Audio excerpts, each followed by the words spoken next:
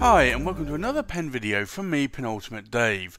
So we had our most recent UK South fountain pen meetup here in February 2019 and we had a very nice turnout of pens. It was a little bit cloudy and overcast, being February, but you can see here I brought a number of my Viscontis with me. And here's my most recent acquisition, which is the Visconti Templar Jacques de Molay. And this is a lovely, stunning pen, and a lot of the club members managed to get to play with that pen.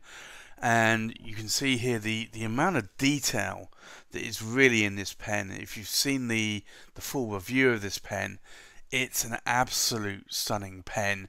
It's all made of sterling silver, and the nib here is a 23 cat palladium nib with a little bit of ink creep going on there, because I had put the pen, my pen case, in my backpack. But you can see the amount of detail that goes on here in that cap, and the chainmail is absolutely stunning. So a lot of members got to play with this pen, and everybody seemed to like the pen a lot. I also brought my Visconti Speakeasy with me. This is a very large pen as well. It's the same sort of size as the Jacques de Molay, and this is always a pen that a lot of people like to play around with, mostly because of the size of the pen and the girth of the pen, and it is just a behemoth of a pen, very oversized. But the ink capacity is very, very small on it, with around about 0.5 milliliters of ink. You can see there the 23 cat palladium medium nib there. But the Speakeasy is called that because it allows you to store alcohol in a 6 milliliter compartment within the pen. To date, I still have not stored any alcohol in the pen, but it does come with a hip flask, and I have stored alcohol in there and taken that along with me to hotels when I'm traveling. And here you can see a few more of the Viscontis and the Visconti Camelot.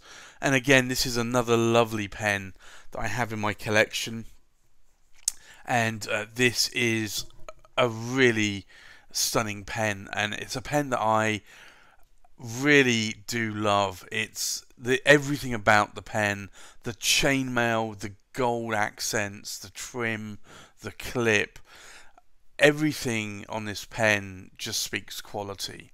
And people ask me why I like Visconti pens, and this is one of the reasons. It's the level of detail within the pen is just absolutely stunning. So people got to try that. I also took a number of my stacked celluloid pens with me. So I have the Visconti Homo Sapiens Corsani 90, which is now long sold out, from Stefano at stilograph.corsani.com in Rome, and it's an absolutely stunning stacked celluloid material there. And this is one of my favourite pens. I now have a 1.3 millimeter stub nib on this pen, and it writes exquisitely well. And then here's another one of my stacked celluloids, and again, this is another Stilograph Corsani. This is the Visconti Octagonal, and again, that stacked celluloid. It's, by its very name, it's an octagonal pen. It's not round, but I think the facets there really do accentuate that stacked celluloid and make it shine a little bit more. And I do like that laser etched clip as well, rather than the enamel. And again, 23 cat palladium nib I have on this one, but this is a broad nib, and I do like the more broader nibs, especially the Visconti nibs. And it's a very crisp italic. You can see there from the tines on that nib, but it's a nib that I find does write very well. And then I have the Wall Street here, And this is another favourite of mine, and again, it's not a round pen, so it's the squaring of the circle that Visconti call it, but again you can see how that stacked celluloid really comes to play there. And this actually has a 1.3mm stub, and you can see it's a limited edition number one of 4,000 on this pen, which really isn't that limited edition, but it is a lovely pen.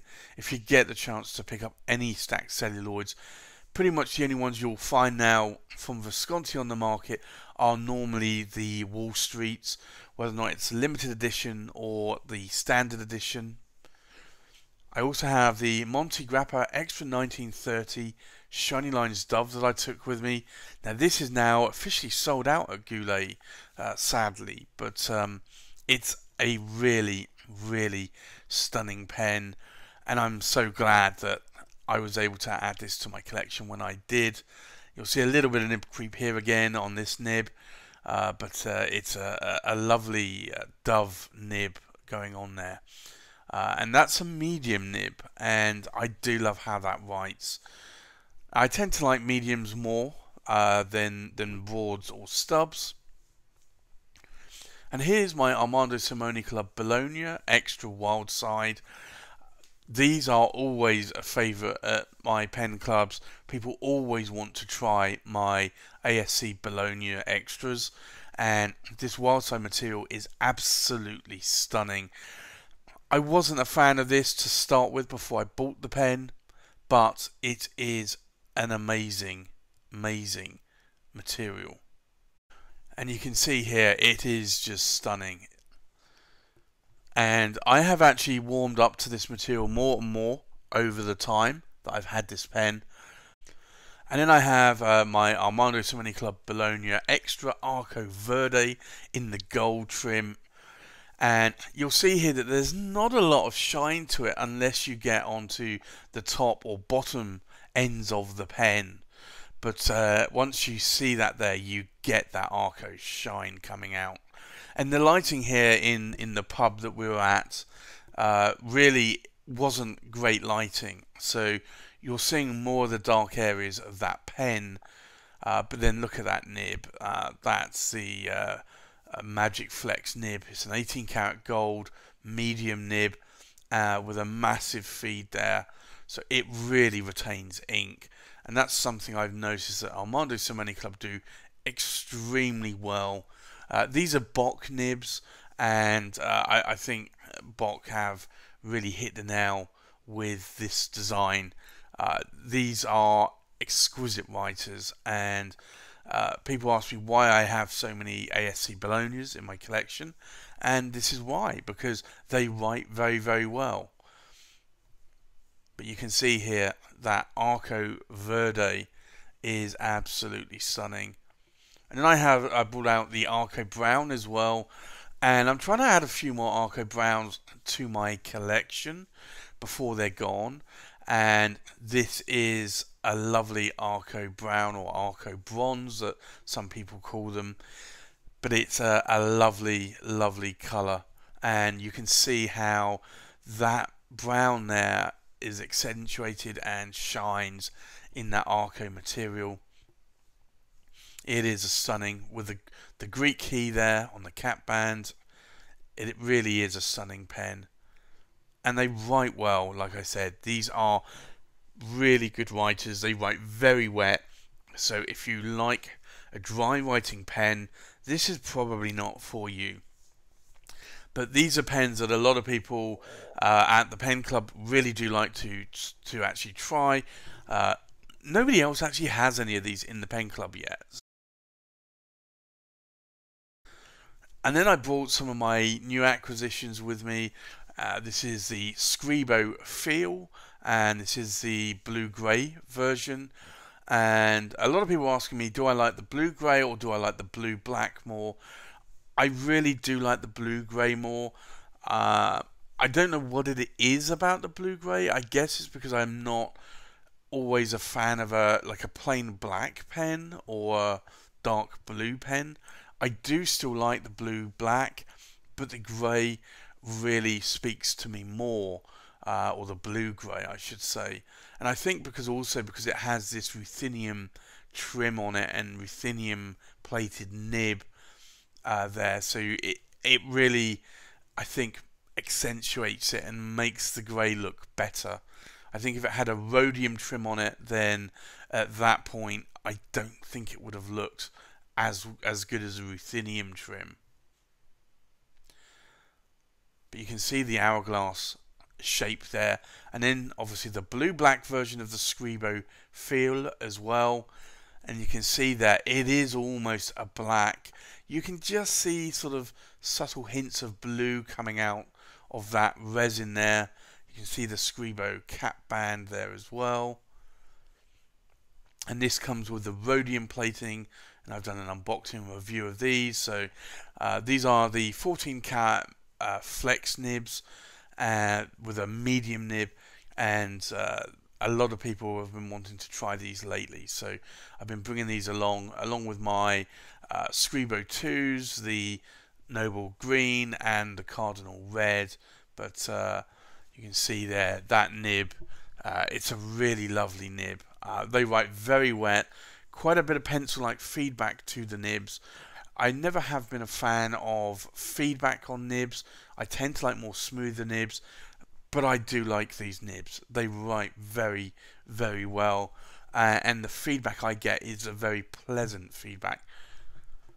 And then Gary decided to try and lower the price of the pens that we had on the table, and he brought a Pelicano that he had recently purchased. I've never actually seen or played with one of these, purely probably because of the price point, and it really doesn't interest me. It's actually quite a hard cap clip on there, but it just pulls off, and you can see there very much like a Lamy style nib going on there, triangular style grip going on the pen. It actually wrote really well, and to be honest, I felt it wrote very similar to maybe what a Pelikan M600 wrote like. So for me, I actually was quite surprised, even with a steel nib.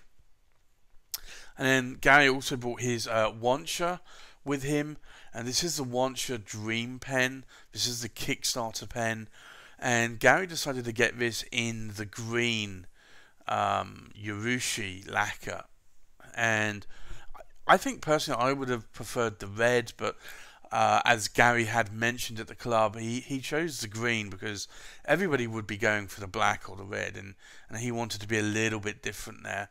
But you can see the Wancha stamped nib there. I do believe that Wancha have been having some problems with the nibs lately, so they are putting different nibs in them. But you can see how actually quite sort of comfortable that pen looks in my hand. I don't have large hands.